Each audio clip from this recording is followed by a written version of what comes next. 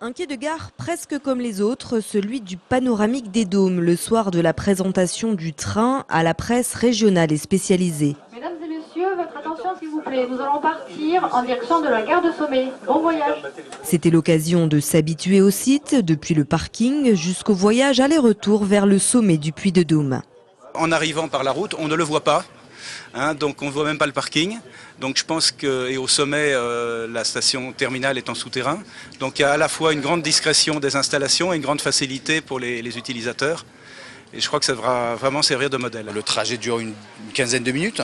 Le temps passe vite dans le sens où on a le temps de regarder le décor. Le train roule assez lentement pour qu'on ait le temps de bien profiter. Et puis voilà. Et puis non, le trajet se passe très bien, sans à-coups. Je pense que tout le monde a l'occasion de profiter pleinement de ce magnifique voyage. Pendant le trajet, le panoramique fait le tour du Puy de Dôme, offrant un point de vue à 360 degrés sur les paysages environnants.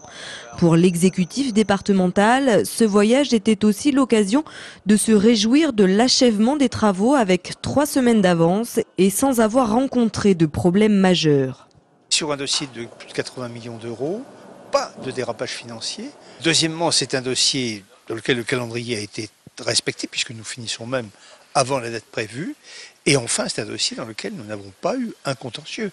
Or, nous sommes là sur un site classé, avec des usages, avec des propriétés qui sont de nature différente. Il reste une quinzaine de jours pour que tout soit fin prêt avant la mise en service du train à crémaillère. Ce voyage de presse était le dernier grand rendez-vous avant l'ouverture officielle au grand public.